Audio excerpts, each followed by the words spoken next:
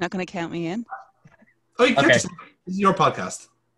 3, 2, 1. Welcome to the box set. It is me, your host, Amy. I am joined by my Nerds Are Us compadres, partners in crime, Foxy on the bottom. I don't know if he's on the bottom for anyone else. It's left and right. Oh. You're only in the center, and Foxy's left, and I'm just- right. Okay, so it's Foxy and Jonathan. Hello. Hello, Amy. Hey, hello. Hey, how's it going? Hey. How do you do? Oh, hello. Don't look up. There's no one there. Oh, there is on my ceiling. Movie. Not the subject of the podcast. Context. I get so easily distracted. My room is haunted. And on episode 2 of the box set, we're the Jetsons and the Flintstones and how they're intertwined and interlinked. All right? Okay. So, two lads, as you guys can see, have absolutely no idea what I mean. We have a bare minimum knowledge. Yes. Let's be honest. A passing grade is all we need in this. Yeah. All right. Well, look, I'm going to give you okay, what we'll do is I'll go through the Flintstones first. I'll go to the Jetsons. It's basically, I'm just going to give you a brief intro into the two of them, all right? So the Flintstones, they're both Hanna-Barbera productions. Flintstones came first, okay? So these were 1960 to 1966, right? The Jetsons were 1962 to 1963. So, I mean, the Jetsons actually didn't have much of a long run, all right? So the original run for both of them were actually quite low. Yeah, they didn't seem to click, really, did they? The Jetsons. Well, do you know what, actually? I don't think people were into the sci-fi type aspect of anything at that point. I think it was the wrong time for that. Yeah. Probably. Well, or they had very limited stories they could tell. This is the thing, right? I think it's the story limitation, or it also could be the fact that at the time in the I think it would have been 62. I'm trying to think, how far were they into the space race? All right, as well. Yeah, so, like, realistically, the Jetsons should have been successful, considering the time that it was actually in, but it just didn't hit the right place. Well, neither did Star Trek at the time, in fairness. So we're not talking about Star Trek. No, but that was a comparison. Like, the sci-fi just wasn't the thing back then. So it should dated, like, do not dare try to do this. Don't do it me. How dare you railroad all right, us fine. Don't take my gimmick. I'm providing context. That's a god one. Well, Star Trek was a hell of a show, though, at the time. Yeah. At the time, yeah. Do you want me to leave? I'll leave, okay? I'll come back. Okay? You guys need anything? All right, Amy, tell us all about the Jetsons. Jesus. We're talking about the Flintstones first, all right? I'm going to do the Flintstones first, right? Okay. So obviously, okay, so the Flintstones, it's set in the Stone Age. It has a few added features with technologies that are also going to resemble the mid 20th century suburban America. It's done actually, so both shows are actually done as sitcoms. They're not done as cartoons. As like an animated thing. So as it's one of those things where it's like there are actually two cartoons that have the laugh track on them, which isn't a massive thing. It's not because it could be a reason as to why it did actually fail. So both of them do actually have the laugh tracks on them, which is, as I said, can be a bit off-putting for it. So as I said, so 1960 to 1966 is when we had the Flintstones, right? In a total, it ran for it was only 3 series in total, or sorry, 6 series in total with 166 episodes. Sorry, I don't know, I had that mixed up there. Did well, to be honest. Yeah, it's a lot. Yeah, I mean, considering like that was only for within like a 6-year period.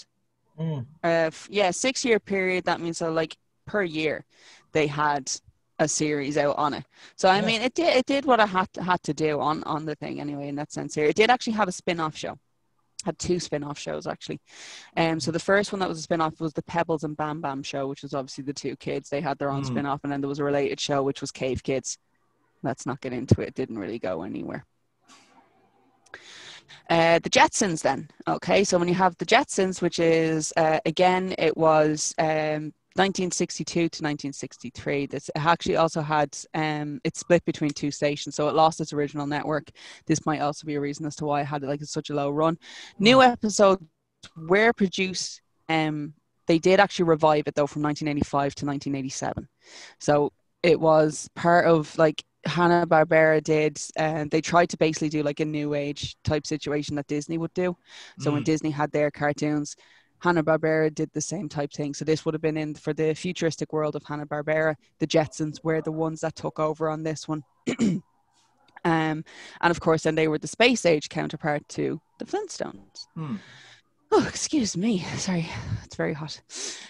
So in total, the Jetsons had 3 series, and it was 75 episodes in total. So the Flintstones did have a fair bit of on it. Oh my God, there's a 13-year age difference between George and Jane Jetson. I did not realize that. Bit dodge. I didn't realize that they get, because on the Flintstones one, you don't get the names, you don't get the ages of the Flintstones at all. Whereas George Jetson was 40, Jane was 33, Judy was 15, and Elroy was 6.5. Jesus. Right. Also, for a 6.5-year-old, he was quite short. You might want to get that checked. Could be a pituitary gland issue. You'd like to think that would be fixed by that point, but here we are. Yeah, like, oh my goodness. No, maybe up to the space. Book thyroid. Space is more important. I will actually say this. So at the time, so the Flintstones and the Jetsons did actually have a crossover episode. All right. At this time, though, however, it was basically to do with what Elroy, I keep saying Leroy, what Elroy had actually was managed to do. So Elroy had made a time machine. And in doing so, he was able to go back to the Stone. Yeah, they were able to go back to the Stone Age. And that was when they met the Flintstones. So because of this, obviously, it got people thinking, and what's going to happen? Like, what if they actually are the same? So the crossover episode, it was 1987. And basically, it was made for TV movie. So when this had happened, it was probably one of the only times when it actually happened. So the only reason it was a 2-hour special, basically, they crossed paths because the time traveling experiment has gone wrong. So because of this, it basically kind of leaves a bit of an open door. And this one was like, well, what if the time travel worked? Or what if it was something else altogether? What if it was actually a failure? But the Jetsons and the Flintstones are actually in the same time frame. And that's what we're going to discuss on this week's special features on the box set. That's what I call it. This is the special features. Very clever. See how she rolled it back in there. It's very good. It's very good. That's why you keep around. I just realized I never explained it to Foxy. Thematically consistent. Okay. So the theory is it's the post-apocalyptic theory. So this theory the theory begins, so in the 1987 television crossover special, the Jetsons meet the Flintstones. In the special, Elroy builds a time machine, was supposed to send him to his family to the 25th century. The machine malfunctioned and they ended up going to bedrock instead. What this theory actually does suggest, however, is that the machine actually took them to the 25th century. And what if the Flintstones is actually set in the actual post-apocalyptic future? So it's believed that a nuclear war occurred hundreds of years prior to the Flintstones. Flintstones all remained in war-torn world. This is also believed that after the catastrophic war, many people evacuated from the earth and built houses into the air. Where the radioactive levels went down, several of these sky-ridden individuals returned to ground to repopulate the earth. Many animals were also presumably mutated into dinosaurs from a nuclear fallout of war. Like, that's a bit of a heavy fucking kind of theory to have on it. But in this one here, so what needs to be taken into consideration regarding the theory is the year that the show had come out, though. That's the only thing. So the series came out at the height of the Cold War. So because of this fact, it's actually not hard to believe that perhaps a bomb from the said war was dropped and what could soon become bedrock, that resulting in an explosion that blew inhabitants back to the Stone Age.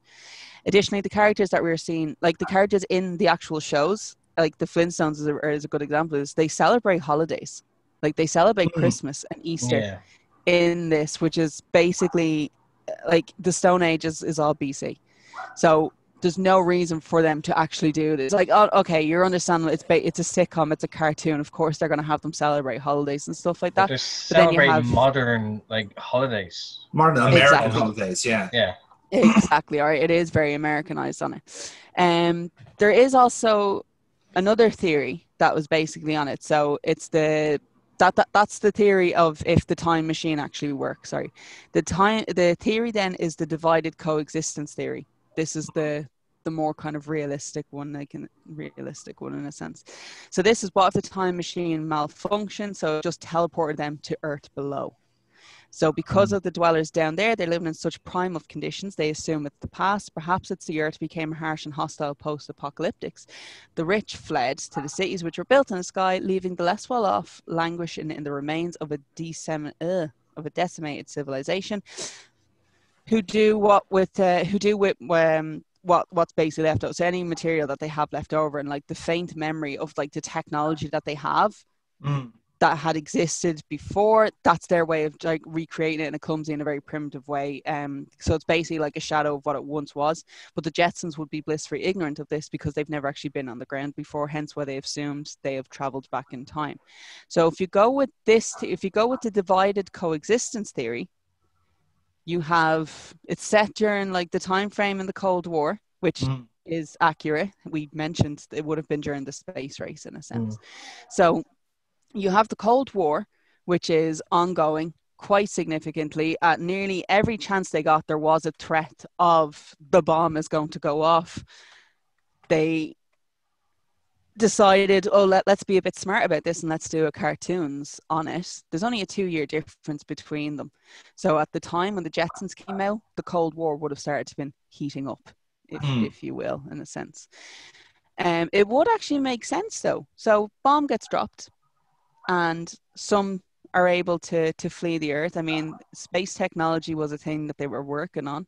Why wouldn't they not just have a spaceship ready to go in this idyllic kind of situation of this is what we would do if this was the situation and we had the means to actually do it?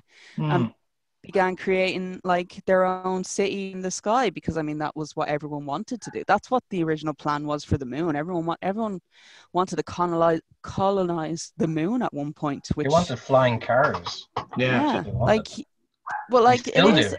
Yeah, well, I mean, we all want the flying car. I just wanted the hoverboard. That's all I wanted. And then when we did get them, they were such a fucking letdown. But to go based on this, you have the rich have managed to get to the top, and obviously the poor are still down below. It doesn't give an actual so when we know when the show was made, but we don't know when the show was set. So for all we know, the Jetsons are a 3rd or 4th generation family. The Flintstones are a 3rd or 4th generation family. So when Elroy makes the time machine and it malfunctions and it just brings them down to Earth, they wouldn't know. We have traveled back in time. They probably wouldn't have any knowledge of the fact that people were still living on the Earth after the Cold War, after the nukes went off. Yeah. So I think it's a theory that kind of would work, because it also kind of it's very much like as well. It is kind of like a commentary on what the social aspect of people did have. Like the rich are going to be saved in this, and anyone who doesn't have the money is not going to get out of it. Which, I mean, if you look at the American system now, even still. It definitely showed the two sides of like there's the higher class, like the upper higher class, and then there's the low class. Yeah. Which basically is saying like we're up here, the poor are down there, where they are. So. Yeah, because I was about to say there that there's a game that I love that's very similar in that theme, and it's the actual art is done by the guy who did Watchmen, curiously enough. And the whole game, the whole idea of the world in the game is that the working class is like basically the cities have become massive corporations and are all shielded off from themselves because it's post-apocalyptic. It's very much themed off Mad Max. So imagine it was set in a big city, Mad Max style. But the idea is that the higher up you go in the city, because you build upwards, there's no like agreeable land to like farm on, so you go up instead, and it's pure industrial. The higher up you are, the more working class and poorer you are. So you're all laborers. Laborers live at the top of the structures. And then as the way you go down, you're further towards middle class and then upper class, and essentially like the one percenters in that sense. So obviously in the game, you're able to, you find a way to move up and down. But in reality, if you're a laborer, you never see what's downstairs. You never see what's underneath the elevator, because you're not good enough, you're not rich enough to go down there. Like it's all a centralized AI system, and you don't move anywhere. So I can believe that like people who live at the top of a structure, for example, will never see the bottom because like they have no reason to go down there, and vice versa with the Jetsons Flintstones thing. Like they've no reason to go down there.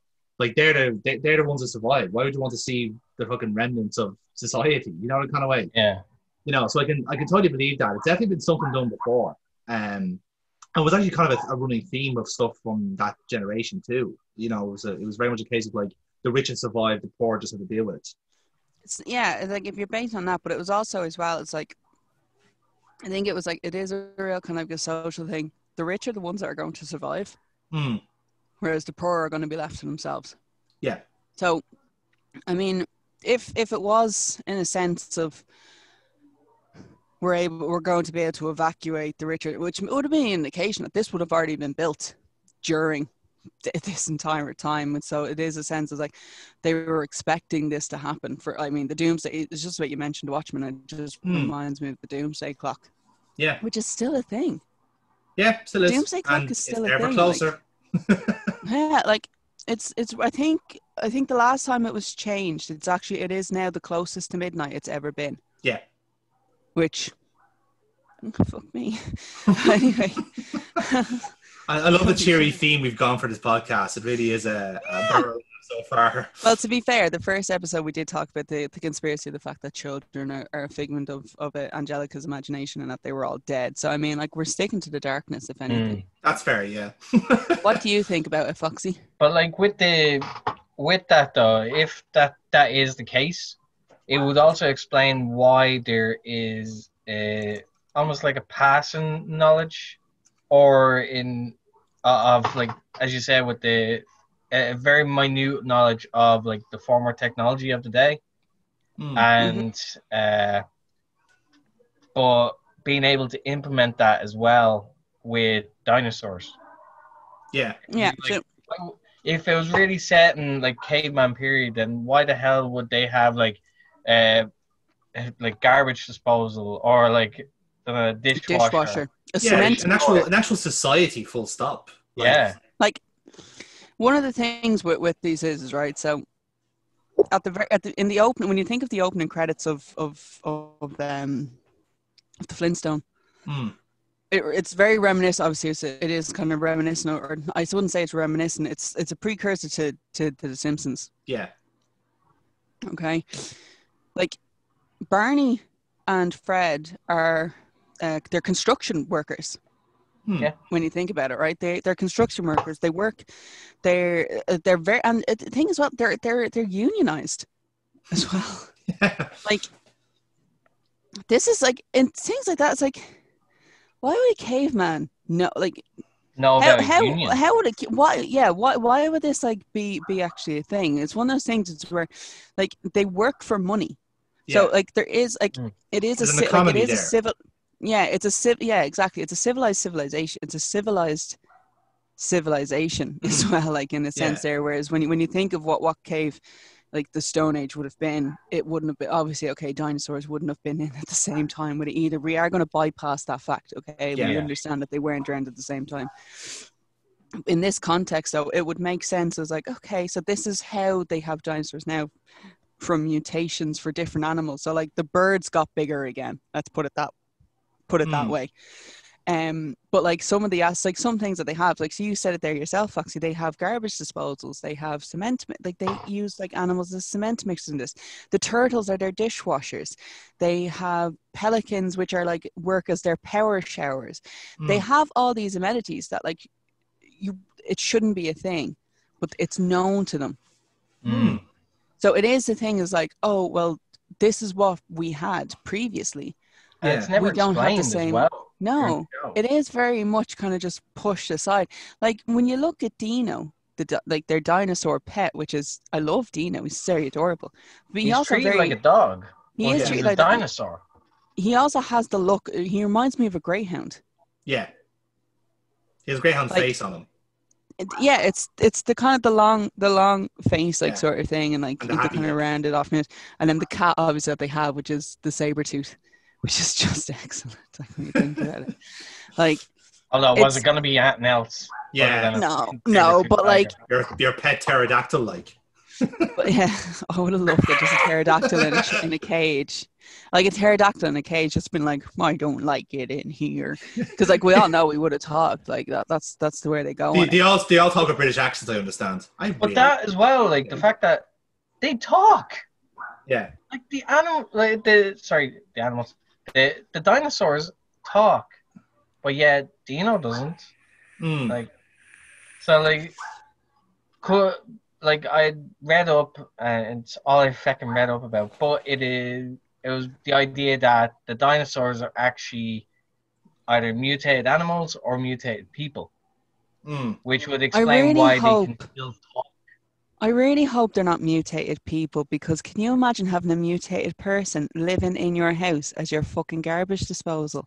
Or the one that plays your fucking gramophone. No, I'm okay with that. Yeah, the one that like they literally put like the finger on it and then they just open its mouth. Like, no. It's all okay, I don't want, okay, I'm gonna. I was just going to make that point. I found that so fucking weird that was such a recurring punchline of that show. Was that like it was always like some sort of animal doing such a menial task and just going, "It's a living," and then this canned audience goes, "Ha yes, so look at the poor people, look at the poor people." Ha ha ha.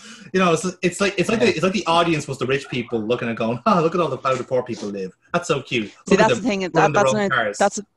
That's the thing as well. So they do it as like a very as I said, it's sitcom based as opposed to it's cartoon based. Like you don't like they make it out as if you're watching a sitcom where you should feel yeah, it's like you feel comfortable enough to laugh along at this. I think Dino with the likes now, as you said, it's based like a sitcom. I think it would have done a fair bit better if the laugh track was taken out. Jesus, yeah. It would have allowed cartoons and laugh tracks, certain jokes to actually land properly. Like cartoons let and laugh the tracks actual don't belong audience together. register themselves. Yeah. The thing with this is Dino suffers from what I call the Pluto complex. Right? So he is a pet who cannot speak in a world full of animals that can talk. So this is the kind of like the basis that they kind of have on this one. So I'm gonna go with like the mutated argument on it, and I think the reason why any of the animals that they have, any ones that they have as pets, they don't actually talk. So it's in a sense of, well, these were the animals that weren't mutated enough that we could actually use them for something, so we'll just keep them as pets. Yeah, like there's a scale of where like the ones that have mutated we can domesticate, and then there's ones that can be used as a task. So there's actually two different levels of what can we control and what can we equal to. Which is it also in a sense it's a hierarchy again in a sense. Yeah, it's a societal. So it's like, yeah, it is kind of very much like, okay, well look, you're too smart to just be a house pet, but you're not smart enough to work in the union with us or go bowling with us. They have bowling teams. Can we just point that out as well? Actually, Barney and Fred are on a bowling team. Like, oh my god! But doesn't that add a lot more to the post-apocalyptic idea? Because, like, in that situation where like a society has broken apart, in a sense. So if this is coming from a sense where like this is a year or a few years after that's happened, whatever kind of disaster has happened, people have rebuilt society as best they can, but they've also accepted that they're going to have to do certain things. You're going to have to be construction workers. You're going to have to be a fucking dishwasher or whatever it is. It doesn't actually matter what it is. That's why I always find it so weird that that's a living is such a reoccurring line in the show. It's like to say that almost in every episode. They're getting paid for it, but like that's the thing. But it's the fact that like it's a necessary job to do. Whereas if you compare that with the Jetsons, where like there is no real economy there, it's a utopia. Like you can do everything is done from a computer, and like I said, the likes of like characters can do stuff like that. George Jetson does still have a job. Like he does actually work the job, and that's actually the thing for the opening credits for the Jetsons. They're literally in like he's heading off to work, and Jane just wants like Jane is literally a trophy wife if we're basing on what the age aspect was. Right? Yeah, so like all she wasn't working. She wasn't the stay-at-home mom either. Like she literally, and the opening thing, she takes money. She just says, I want to go shopping, so she takes like the majority of his wallet, like the money that's in his wallet, and then she just goes off to her own like little shopping spree. They have the robotic maid who does everything. They have their own dog, and Elroy is kind of left to his own devices in a sense there, where he's a 6.5-year-old who's able to build a time machine. Like, Are they there's basically definitely. doing the Stewie Griffin treatment, where like just leave him to his own devices, But no, Yeah. but this not thing is, acknowledge it's that he's actually like extremely smart, no, potentially but it's smarter than all of them. acknowledged. Oh, is But it? that thing is, it is. Oh yeah, no, it's not the see Stewie. The Stewie one is a little bit different. So Stewie is. See, it's weird though because they acknowledge Stewie when he talks now. At Yeah. first they didn't. So Stewie is kind of acknowledged as when he talks in it, whereas he keeps everything hidden as to what he's. The only person that knows what he's doing is Brian. Elroy is different. Like Elroy is very open with the experiment he does, and the fact that he is so smart that he is able to do this. It's just George and Jane don't really give a shit until it involves them. Hence the sitcom aspect of it is hilarity is going to ensue on this one. Basin kind of like, okay, so I think we are kind of in agreement then that it is post-hoc with this frame. Yeah. Yeah. Okay. Yeah, like I'm kind of torn. Like I can't tell immediately if it is like the Flintstones in a way are kind of in the future from the Jetsons, kind of way, or it is a case of like there is just like two societies happening at the same time, where you have all the 1%ers in this kind of like in a realm where like it doesn't actually, nothing really applies to them anymore. They're the ones that survive. They have their own little like bubble, and then like the Flintstones is kind of like everyone else, and they're just kind of like they've made a society work from nothing, which is why like all the appliances are made out of fucking bedrock, and like everyone has their own like duties and responsibilities, and they just make it work.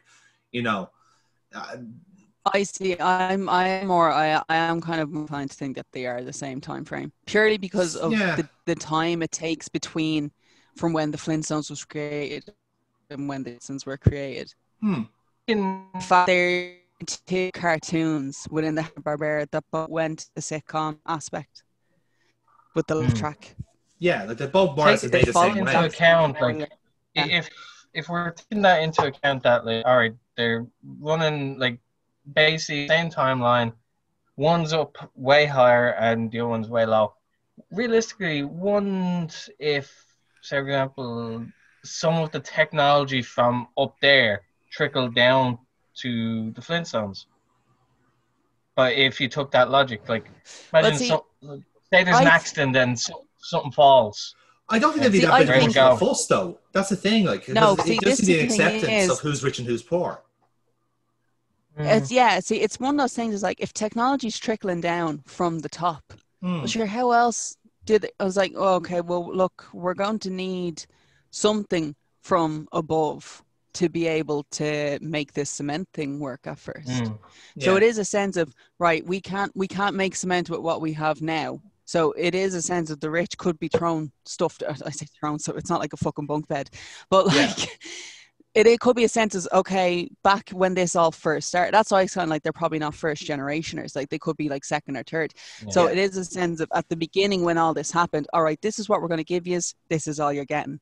Make what, like if you don't make it work, we're not helping you. Survival of the fucking fittest. And that's kind of how it has worked. So if something does come down, it isn't a shock to them. It's more or less kind of like, oh, grand, now we can actually update how we listen to CDs now. We're like we're onto the laser disc now. We're back on the laser discs as opposed to the per heron that won't shut up, keep moaning about his job.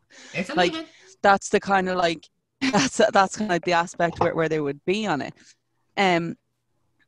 Which would you rather live in? Would you rather be in the Stone Age or would you rather be future?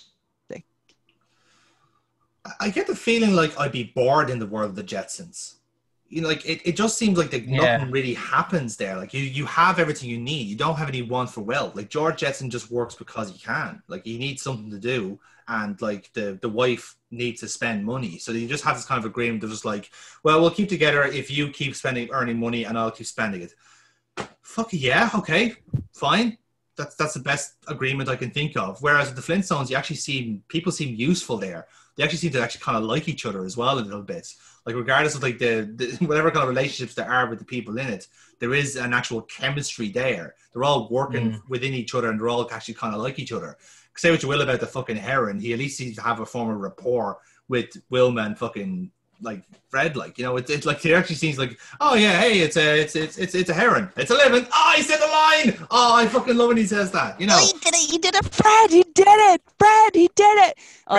Fred was in the shower with the fucking long neck. Will you do it again when he comes out? Like, I get paid for this. Oh God, man! Hands down, Flintstones. Hands down. Oh, I'm bedrock all the way. Yeah. I want to fucking. Honest to God, if I was given the choice, I was like, do I get to have a pet saber-tooth tiger? Yeah, sure. Fuck yeah, hell yeah, put me down. See, not even that, happily wear the lion claw. But it's not even that, but just the philosophy of it. Like, if you want to live with the Jetsons over the Flintstones, I'm sorry, mate, but you're a Tory. That's like, I don't make the rules here, but that is just constitutional fact. You've just shown which part of the divide you live on if you're going for Jetsons over Flintstones. You know what I mean? Foxy, which one to you, Foxy? I don't believe I heard you. Yeah. What do you mean, Foxy? Tory wanker. Tory wanker. The floor is yours, Foxy. I'd rather be lazy, so yeah, Jetsons. You fucking 1%, are you? I'd be dead. Hand on my heart. I think I actually would prefer Stone Age as opposed to the Jetsons. I'm kind of with Johnson on it. I think I would get bored. Yeah. I'd enjoy the money, but like, I'm not smart enough to be that futuristic. Like, it took me 20 minutes to fucking convert a PDF file like yesterday. So like, don't even get me fucking started, right? The laptop doesn't have Adobe. I had to fucking buy Adobe just to be able to download a PDF file, right? And then, do you know what made it worse? And it was only like when I was 10 minutes like into the fucking process. I hadn't made the payment just yet. I was about to make the payment, and then I remembered, sure, I have Adobe, I have fucking PDF on my phone. I'll just put it onto my phone instead. So I saved myself like nearly 100 and something quid getting on an entire Windows shy. Like, I can't be a Jetson, okay? I cannot be a Jetson at all. Like, that yesterday proved to me I am not part of the 1%. I'm not even part of the fucking 1% smartness in it at this point. Like, I'm in the bottom percentage. Like, if I was doing the Leaving Cert this year, you're not even in the fucking 2%. Yeah. Oh my God. No, just think of it this way, right? Just think of it this way. That's the comparison, because like in the Jetsons, you have your PDF automatic. Everyone already has Adobe. You already have your year subscription. You don't even have to pay for it. It's free. You don't need to pay for anything now. It's sorted. Whereas the Flintstones, you can have a minute conversation with an albatross that clamps your fucking document together and makes it protected. That is far more entertaining than just having a fucking little... Honestly, God, like, done. I wouldn't even be listening to the Hamilton soundtrack on repeat for like days on end. I'd just literally just be talking to my CD player, to the fucking CD player. So what are you doing after you leave our house? Oh, I'm heading to the Rubbles. Oh, nice. And after them, there's a house party down the road. I'm gonna be DJing at the house party. Like, you can imagine like what they get up. Like, it is one of those things. Like, do they actually leave at the end of it? Like, do they stay at the house all night? Do they live there? Like, do they go somewhere afterwards? I'd be like documenting shit. I think some of them do, because it's more of a symbiote kind of thing, where like. So the garbage disposal. Well, the garbage disposal gets fed. Yes. Yeah. And shelter. So it makes sense for it to just stay there. Whereas others, I'm not so sure. Like, you kind of feel like, because like all they have in the Jetsons is it Rosa or Rosie or something like that is the name of the robot. I'm actually closing my laptop and I can't be arsed. I think it's Rosie. Rosie. So like they literally have like a robot. It's left to basically raise Elroy. On this sense here. So I'm like, that's boring. That's shit. Like, that's shit. I'm sorry, Isn't that okay? the recurring theme for all cartoons? There's always someone else other than the parents watching the kids. Not in the Flintstones. No, Flintstones do it the old-fashioned way. Wilma takes care of Pebbles, which I think is such an adorable name for a baby. I don't know, she's so cute. I love her. I love Pebbles. She's actually adorable. Bam, bam. And then Bam Bam, which is like Betty, Barney, and Bam Bam. Like, oh God, they're actually adorable. They love their bees, the triple barrel. I know. And that's the thing as well. Like, the Flintstones got like 2 live action movies. We don't really talk about the second one, but like the Flintstones had a live action movie, which was actually adorable when you really think about it. Okay, maybe not Rosie O'Donnell, but like the rest of it was really cute. Like she was fucking Betty Rubble. Like think about that. Rosie O'Donnell was Betty Rubble. To be fair, John Goodman as Fred Flintstone is the best casting that's been done in a very long time. Like you literally, Sorry, the man was born to play Fred Flintstone. okay, I can't pronounce this actor's second name who played Barney. Rick Moranis. Rick Moranis, thank you. Yeah, perfect as Barney as well. Is excellent Solid as well. shit. Like Solid those are shit. excellent. That is excellent fucking casting on that one. Gave him the voice as well. Yeah. Okay. Yeah. Like, honest to God, like I think that's fucking glass. Now, another thing is, I'm just gonna throw that out there. Both of these Hanna-Barbera cartoons, they would have been shown back in Syndicate then with Cartoon Network, right? So both of them did go back into Syndicate. You can actually still watch them. Cartoon Network and Boomerang actually, if you're Sky, they're still going. If you have the Sky and you have the discussion, they're still going on it. Like Boomerang and Cartoon Network will actually show them at 2:00 in the morning. How do I know that? Because you watch it. Hazard a guess. Insomnia and anxiety, my friends. You find everything. Sister is on the vault as well. And then Keenan and Kel is on after on the music channels. The best thing ever is. And let's not forget Top Cat and Inspector Gadgets. Those classics at midnight and 1 a.m. Top Cat is hell yeah. Give me Top Cat all day. Pink Panther. What was I going to say? Yes. Pink Panther is so fucking right. 100%. What was I saying? Yes. Absolutely loved it. Sorry, just want to go back onto the very quick point. So they're still shown in syndication. They have been thrown a lifeline to bring them back to a younger, newer audience on this one, and that was through WWE. We don't have to talk about that, do we? Like that's. I'm not. I'm just going to use this as an example, though, on this one, right? So this is where Hanna-Barbera is actually making a comeback in a sense, right? So. Hanna-Barbera, with the productions on this one with their cartoons, when they had the run with WWE, where they had like the Flintstones WWE movie with special, they had the Jetsons, which I actually did watch the Jetsons. I don't mind the they also did Scooby-Doo as well. I'm going to get to Scooby-Doo. This is why, like, I don't mind the cartoon WWE ones because they're just stupid. Like they're stupid funny. Like it there's no real effort needed. But Scooby-Doo is actually a really good one on this one. Scooby-Doo is a cartoon that never lost its, like... It's still going. People still, like reimagine it every few years. Watch, like, you can actually sit, like... The thing is with Scooby-Doo, like, you can sit down and watch Scooby-Doo from the 60s and the 70s, and you'll still watch it. Same as if you've never seen it before. You're drawn back to it every time. Yeah, see, that's the thing is, but what's actually really annoying me about this is how the characters have changed on this one. So when you look at Scooby-Doo from the original of how they were drawn, obviously, okay, it's a bunch of fucking teenagers driving along in their van with their stoner friend who talks to his dog. And then you look at how often it's changed and how the characters are kind of developed. So they're constantly redeveloping Scooby-Doo. It's the same format each time.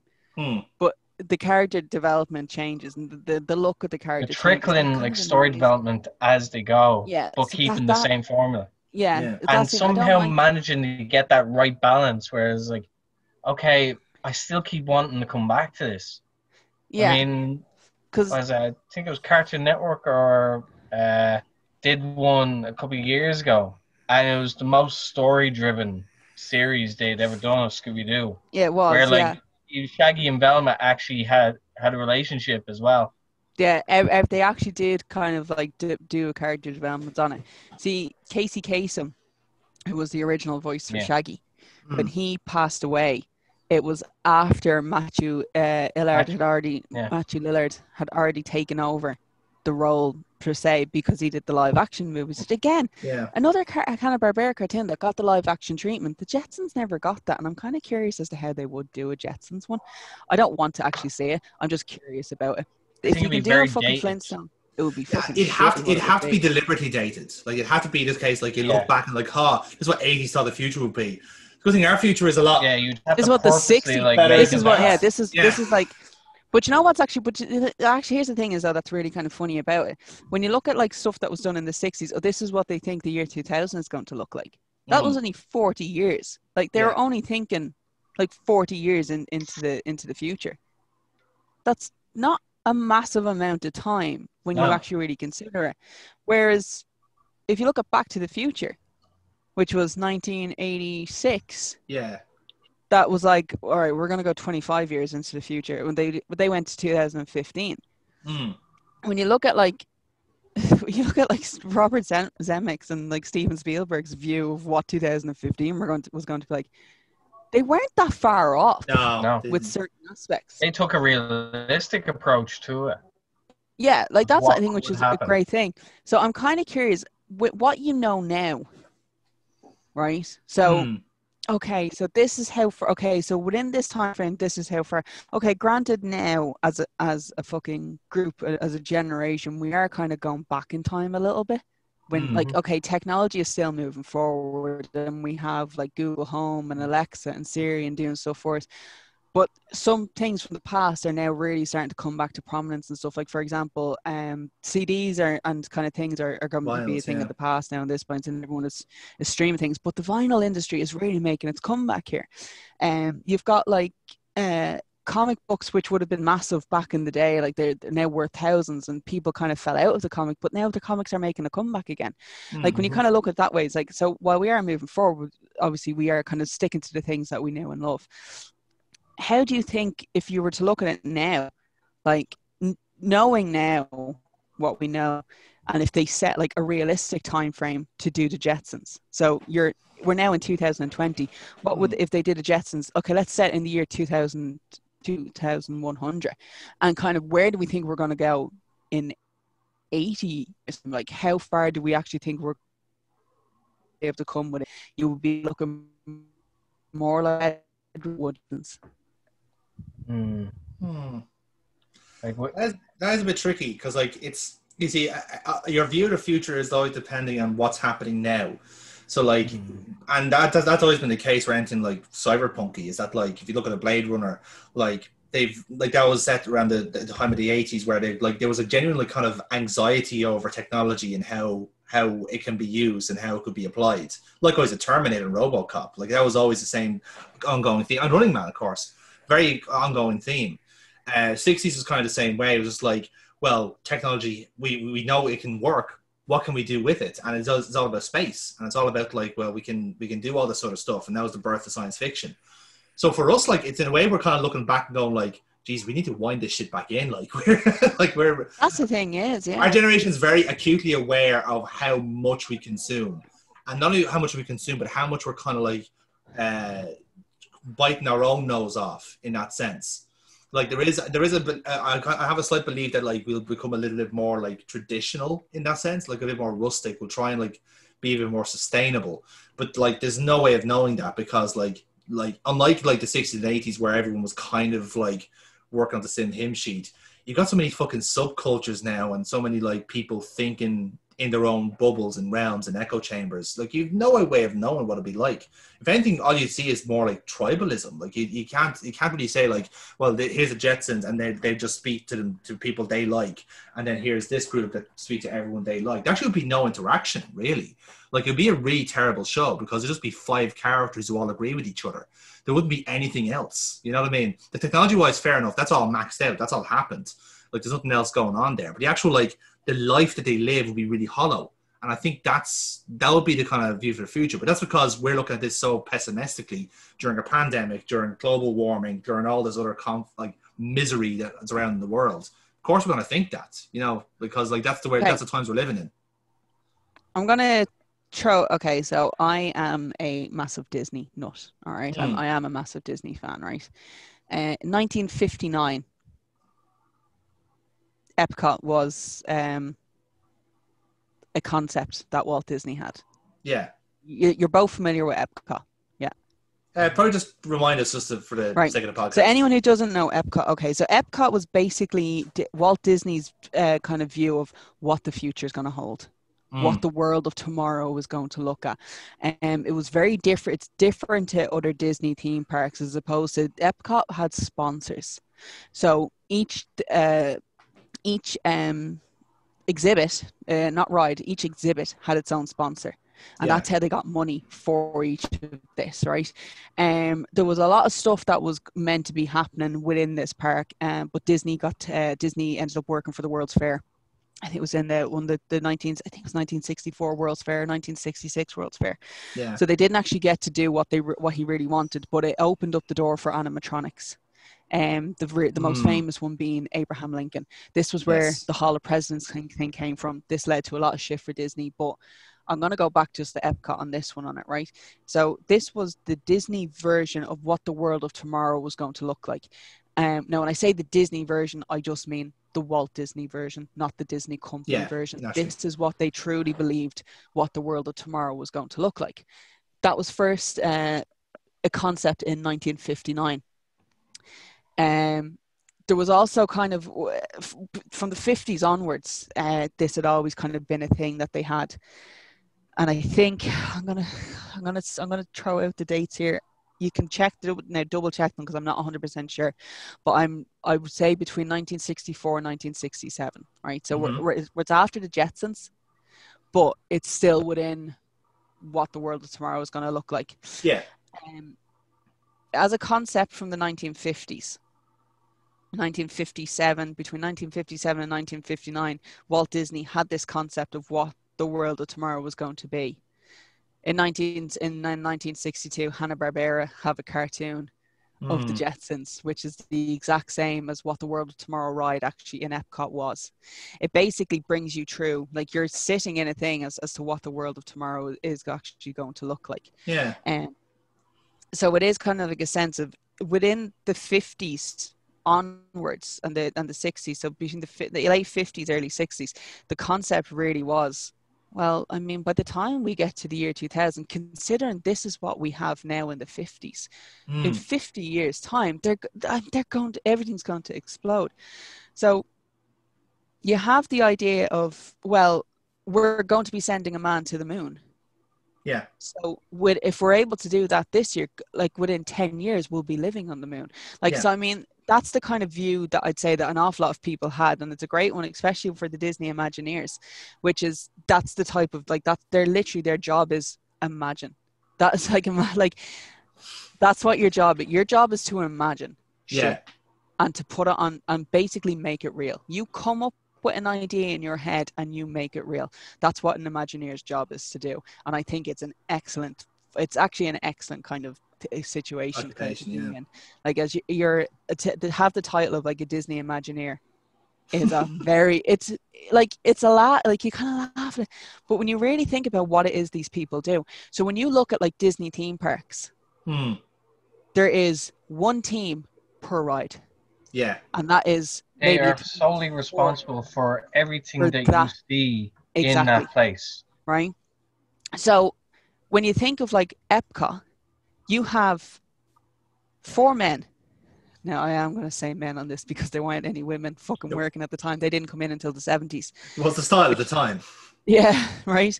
So when you look, which is actually, but it's funny when you put it this way, right? So Disney's World of Tomorrow today, which is what it was, you started kind of from what the 50s were. And there's mom and dad. They're actually called mom and dad in it. Yeah. Dad he's the narrator for the whole thing, and mom is sitting there she's literally standing doing the ironing, like she's doing the washing up. This is the 50s. That's the 50s housewife. She said, like, the voice actors that they have doing, she's like, yes, dear, no, dear. Like, she's sick of his shit. Like, that's literally where she's at now. She's sick of his shit.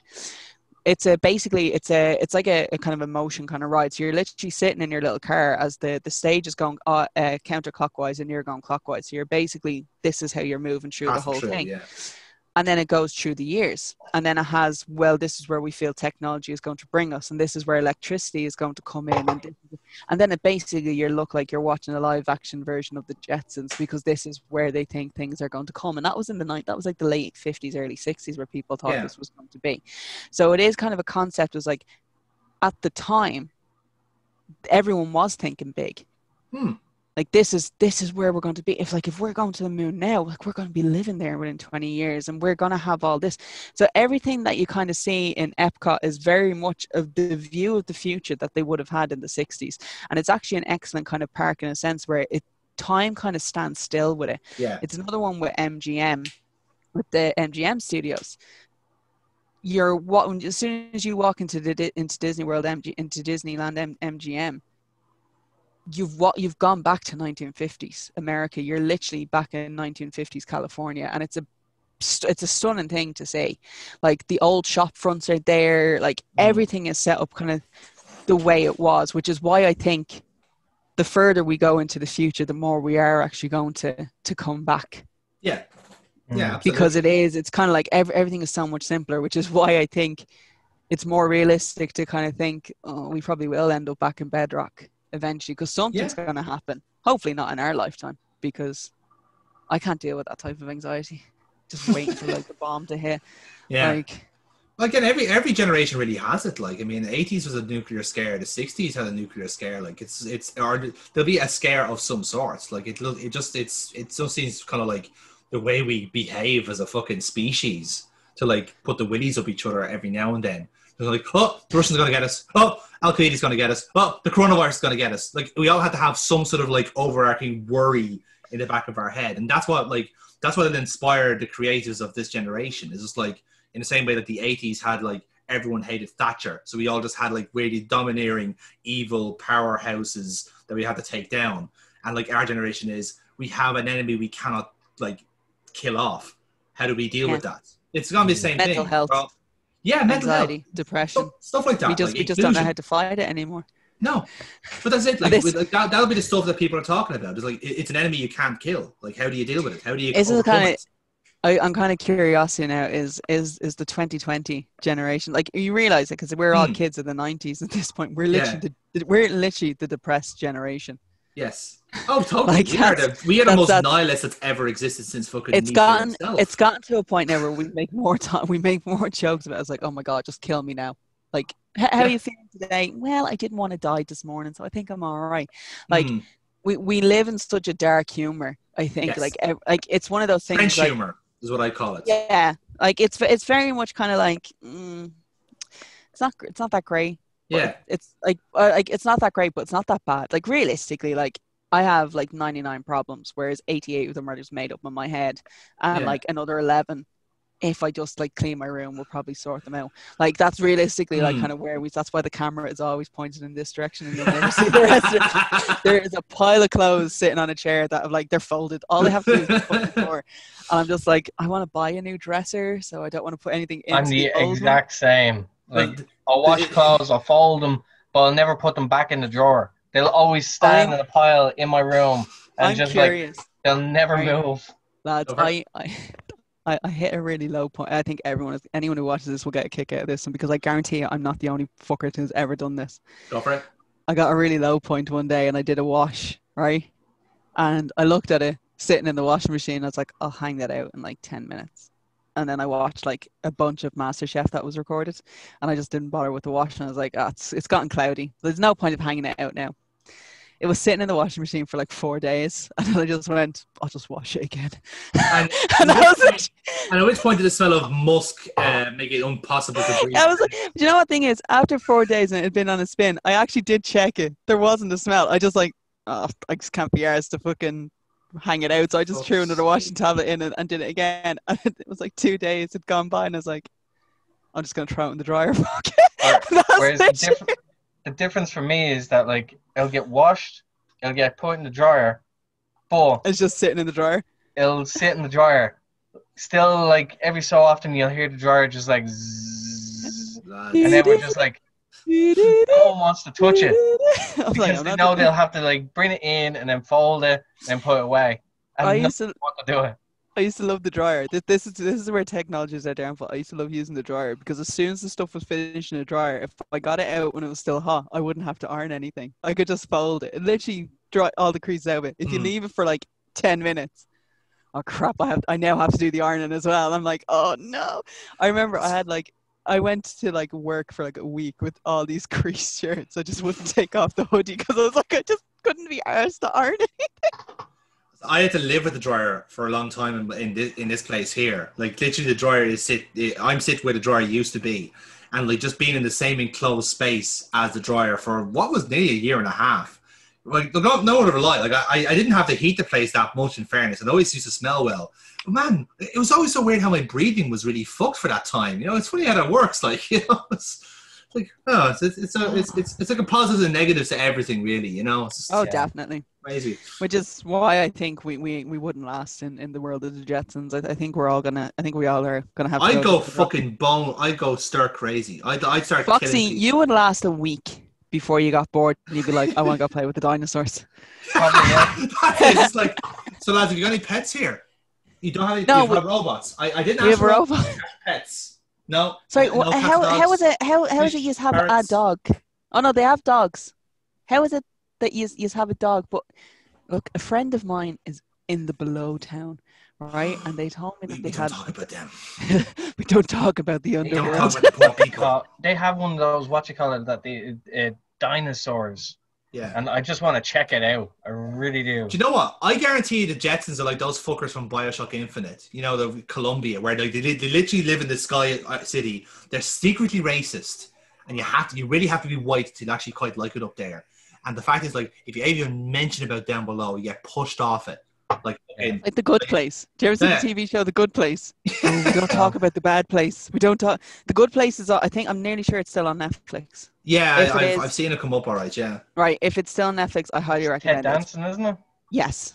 And Kirsten Bell. I highly recommend it. It's very good. Yeah. But it's I just feel like that's just the kind of way they roll. It's just like, you're talking about the poor people. Yeah. See, we have a rule against that. I know you're new here and all that, but we don't. Sorry, Foxy, was it? Yeah. We don't discuss the bad place, okay? Yeah. If you want to talk about them, you need to go down there. Do you know what? After a week with you fuckers, yeah, send me to the underworld. I want to play with a goddamn dinosaur. And then you get there and you like see me and Jonathan fucking running from our lives. It's like, Dino's not friendly. Dino's not friendly. Have you ever seen that show Disenchanted on Netflix? Disenchanted on Netflix, yes. I've heard of it. Yes, that's another one that's highly recommend Disenchanted. Elfo trying to get down to hell. Yes. Like, what do I have to do? He's like, you're a big smell butt. Nice try, Elfo. Just to kind of wrap up. All right, so we are going to wrap up on this one. We are okay. I actually this is the first time all three people who are on the podcast we actually are all in agreement with the conspiracy on this one with the fan theory. Yes. Yeah, I think so. Yeah, I'd be happy with it. Yeah. This is never going to happen again. It's never going to happen again. Nope. We're never gonna get to an agreement where it will happen again. Depends on the show, I think. It is depending on the show, which is why I'm going to do. I'm going to tell you what the next one's going to be. Right. So we've done the Rugrats. We've done the Flintstones and the Jetsons. Yeah. And I want to do something that's a little bit more superhero-ish. Mm-hmm. Okay. But I think it just screams of everyone's childhood. Right. It does not scream of everybody's childhood. All right. Is it Supernatural? It's not. No. I'm not going to be doing Supernatural just yet. I'm holding on to that one. She has on reserve. I have, yeah. That one is on reserve for this one.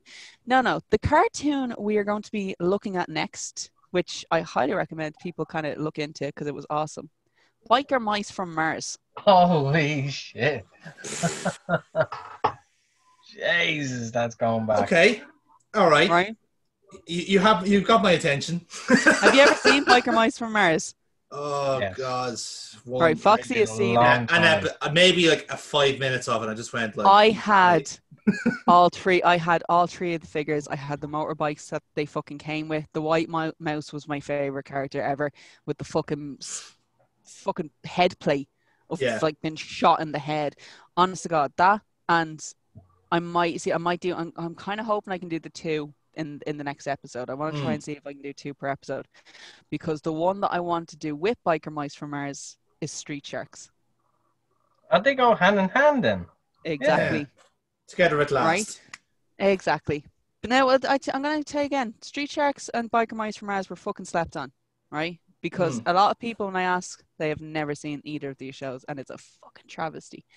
So that will be next week. Or no, I say next week. That will be next time. Next time we record. Next time. That is not rely on a weekly schedule for this show. Same bad time. Same bad channel. We're lucky if I can get to do this bi-monthly. On my current rate, yes. Like, to be fair, like if I'm doing a thing bi-monthly, then I'm fucking proud of myself for being able to actually do that. Yeah. Because I managed to meet up with Jews every week to do other things, so it's fine. So I have been your host, Amy. Jonathan and Foxy have been my collaborators. Yes. Yeah, on this one. We have been the herons on your record player. Yeah, it's a living. It's a living. Yeah. We've been Well, actually, making isn't in fairness. We're making fuck all money from this channel. Yeah. If you'd like to send us money, all we're getting. Please do. Send Foxy money. Yeah. Send Foxy money. Just Foxy. Just Foxy money. Just send it on. Right? If you go on to if you actually go onto Instagram, right? Mm-hmm. And if you go on to is it Niall Fox? Is your Instagram? Fox Nile. Fox Nile. Sorry, I was close. Just reverse that. If you go on to Fox Nile, right, you'll actually find a link to Foxy Bros, which is a Foxy store. Okay, Foxy has the sign, and you go on to that, and you can also get all your pearl bead needs at Foxy Bros. I highly recommend that you check it out. Send Foxy your money, and he'll yours upside down. Upside down. Upside down. There you go. I know it's upside down. You have to be able to read CCK. Yeah. Yeah, well, that's KCC. There we go. That's better. Oh, hold on. Oh, yeah, because it's fucking reversed. Oh my god, I'm an idiot. You're gonna look like such a tit in the edit. Mine is reversed. so yeah, that's why I can see it. Yeah, okay, right, that makes sense. Oh my god, that makes so much sense now. It's like a mirror. Wow. I would not last in the fucking Jetsons at all. Because as we know, the Flintstones don't have mirrors. So you're sorted there. Wow. So next time we will be discussing, well, I say whoever kind of who can we rope in? Let's find out who we can get onto it. Fuck it, I'll talk about biker mice and street sharks myself on this one. But yeah, so we will be doing biker mice from Mars with the street sharks. Mm-hmm. Can't wait. I fucking love those shows. They were awesome. What a fame. So thank you. I'm gonna fucking make Jonathan see. I'm gonna see if we can find them on Dailymotion and make Jonathan watch them just for shits and giggles. Oh god. So follow us on the channel. I think you'd like it. Oh, you would like probably. You can follow us on the channel at Nerds Are Us. If you hit the little belly bell, you can be notified when our videos go up. And if you hit the subscribe button, just push our numbers up. Go on to tickle our algorithm, lads. Instagram. Okay, get on to Fox Bros. Send him money. He's got kids to feed. Jonathan has a dog to feed. I got kids. I have emotions I need to feed. Right. Clearly, that's the most pressing need right now. I'm surprised I didn't conversations. I'm surprised I didn't lick the fucking chocolate wrapper when I was in the middle of that. I was like, oh my god. To be fair, you probably do it like off camera, not on camera. That's a bit too suspect. Like, I know you've been thumbnail hunt. No shame. I've no shame left whatsoever, man. Yeah, but yeah. Thank you for joining us on. Thank you for watching the special features on the box set for the Flintstones and the Jetsons. We will see you next time. Over and out.